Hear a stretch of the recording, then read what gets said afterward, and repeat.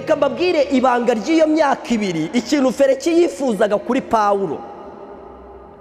Feliki yasuraga Pawulo kenshi, ujye unyumvira ukuntu abanyabyaha baba bameze, kandi agatega amatwi ibyo yamubwiraga. Nyamara impamvu nyayo y'ubwo bucuti ni inyungu yari ategereje, kuko yumvaga ko ahawe amafaranga menshi yarekura Pawulo. Ngo yarategereje ko Pawulo azamuha ruswa, bityo agahora aza kumusura muri gereza nk'umufitiye imbabazi, sibyo? Ariko reka wumve Pawulo ukuntu yari ateye.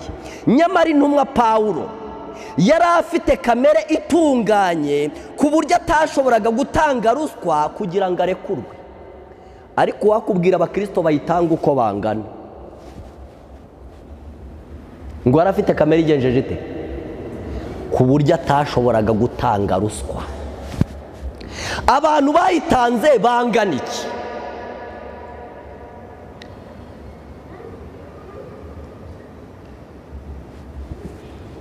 Urebye ibintu abantu bageraho, uko kurikiza n'isi dukoreramo, kugira ngo ibintu bishoboke wagira ngo niwo murongo ahubwo wanditse muri Bibiliya: gutanga ruswa. Ariko ndajya mbabwira ikintu gikomeye. Buriya Imana kugira ngo izatujyane mu ijuru, tuzaba tumaze kuba bizahasohoye rya jambo ngo n'isi ntiyari ikwiriye ko bagenza bate bayibamo. Kugeza ubwo cyakora Imana izagumya ihagarare ku bugingo bwacu. Ikintu cyose tutazabona, Imana izaba yemeye ko dushobora kubaho tutakibona, ubuzima bugakomeza. Niyo mpamvu ndarikira umuntu wese uraha kutazanduza ubugingo bwe. Ibi bintu ngiye kubabwira, nugira umugisha ugasanga izi ngorane ntiwaziguyemo, icya mbere ushima Imana. Icya kabiri, ugambirire kwemera kuba mu murongo ucishije bugufi, aho gukora ikosa rizagusaba ikiguzi udashobora kuzabona. Uwakubwira abantu bazitanze uko bangana, uwakubwira bazakira uko bangana. Bamwe bageraho bakazihimbira n'amazina, bakazishakira ubundi buryo, ngo ni ishimwe, ngo ni impano n'ibindi bintu abantu bakora. Ariko muzasoma ijambo ry'Imana bavuga ngo Imana yitegereza mu mutima wacu neza, ikamenya igikorwa dukoze n'impamvu iduteye kugenza gute, impamvu iduteye kugikora. Uwakubwira ibintu abantu baba bafite batafitiye uburenganzira.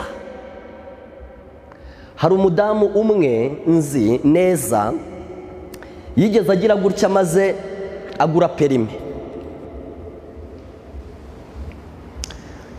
Ibi bintu birarangira, ikibazo kirarangira, mbese yumva nta n'ikibazo kigenje gute, yumva nta kibazo gihari. Ariko hari ikintu cyantangaje. Igihe Umwuka Wera yamuzagaho, igihe yari atangiye kumwemeza ibyaha, kimwe mu bintu byantangaje, wagira ngo yari yarakoze icyaha kimwe. Icyo kintu cyaramuzengereje, yajya mu rusengero akumva nicyo kintu cyonyine kigaruka mu bitekerezo bye, yajya mu nzira agenda akagira ngo cyanditse ku kintu cyose ahura nacyo. Oya, icyo kintu kimubera icyaha, kimujya imbere, kimujya inyuma, kimubuza kugenda. Oya, ikibazo kiravuka. Iby'uwo mumama ndabizi neza, nawe ndamuzi. Yatuje hakozwe ikintu kimwe gusa. Iyo perime yarayifashe, ayisubiza aho zitangirwa, ababwira ikibazo yahuye nacyo, ababwira ingorane yagize. Nubwo bamuhaye amahirwe bakongera bakamukoresha ikizami akayitsindira bakayimuha, ariko uramutse uvuze ukuntu inzuki zabonye ubuki, ababurya ni bake cyane. Ubuzima bw'abantu buba burimo amabanga akomeye, aremereye cyane, kugeza ubwo iyo ubutumwa bwiza bubagezeho, igituma abantu benshi batihana n'iki, bahita basanga inzira barazisibye, bahita babona ikintu barimo basabwa kirenze ikintu gishoboka, bahita bibaza impamvu icyo kintu ari ngombwa, baribaza bati kuki utabibwira Imana kugira ngo urekeraho. Ndabararika kugira ngo hatagira ibanga rya Satani na rimwe dusigara tubitse. Nta banga rya Satani tugomba gusigarana tubitse. Amabanga ya Satani yose tugomba kuyashyira ahagaragara tukayamena. uyu munsi Imana niyo ifite inshingano yo kwemeza abantu ibyaha. Mu minsi iri imbere iyo nshingano izaba ifitwe na Satani. Niyo mpamvu nubwo ntavuga buri kintu cyose, oya hari n'abantu baba bafite na diporome na za perimete, ibintu byinshi cyane, amabanga arahishwe menshi cyane. Ibyo abantu babiririmbiraho, barabiyoborana, bazi ko Imana ari ukuntu iziyeranja, bakajya mu ijuru ibyo bintu bitiriwe bijya ahagaragara.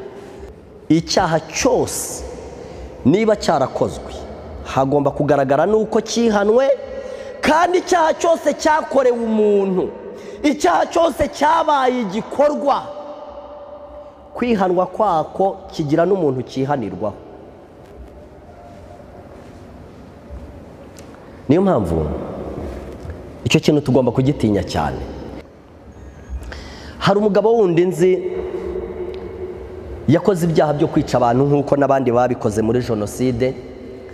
Mu gihe Umwuka Wera yazaga amwemeza ibyaha bye, rwose pe byagaragaraga ko yabaye umwere, nta n'uwari wamufunze. Ariko ibyo byaha yarabyatuye kubwo kwemezwa n'Umwuka Wera. Amaze kubyatura, bene abantu baramubabarira, ariko leta iramubwira iti nubwo wabyatuye ukababarirwa ariko ugomba gufungwa. Bamukatiye imyaka 7.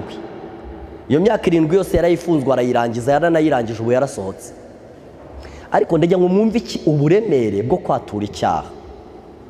Cyitwa kwatura ibyaha, ndabizi neza ko kibabaza cyane, ndabizi neza ko abantu benshi batekereza ndetse ko kibasuzuguza. Abantu benshi oya, nubona n'ibyo kwishyura abantu wibyo utabifite, genda ubasabe imbabazi, wenda bakubwire bati ibintu uzabyishyura, utangire ubishake kugira ngo uzabyishyure. Ntuzategereze kubanza kubona ibintu wangije ngo ubone kujya gusaba imbabazi. Oya, utarabibona, mu gihe wumva Umwuka w'Imana akubwira ko wanyuze inzira itariyo, jya gusaba imbabazi nubwo wibye miliyoni y'umuntu akaba ari we wenyine ubizi, kandi ukaba uzi ko mu bintu utunze itavamo.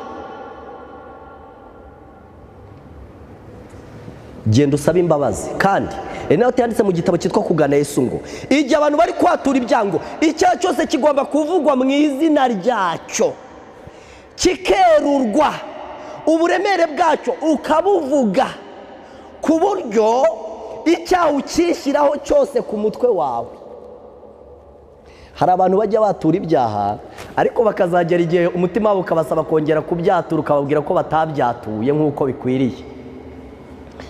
Rero muvandimwe wanjye, mu gihe cy'amakuba nicyo umwanzi ategereje, kugira ngo ibyo bintu abantu bagiye bakora nabi birengera, ibyo bintu abantu bibwiriye Imana nk'abakina umukino, umwanzi arategereje ngo abigarure imbere yabo. Kubona umuntu umaze imyaka 30 akamenya Imana, ahita avuga ati kuki ntavukiye mu muryango wa Gikristo koko? Reba ibintu aba yarakoze biteye ubwoba, inzira aba yaranyuzemo ziba ziteye ubwoba. Umva, kugira ngo ibyo bintu bishyire mu murongo no mu buryo, biba bimusaba ikiguzi kidasanzwe. Ejo nababwiye iby'umuntu bita Onesime. Nababwiye ko impamvu Pawulo yahaye urwandiko Onesime ngo abe ari wowe urwishyirira Filimoni ubwe, byanditse muri iki gitabo.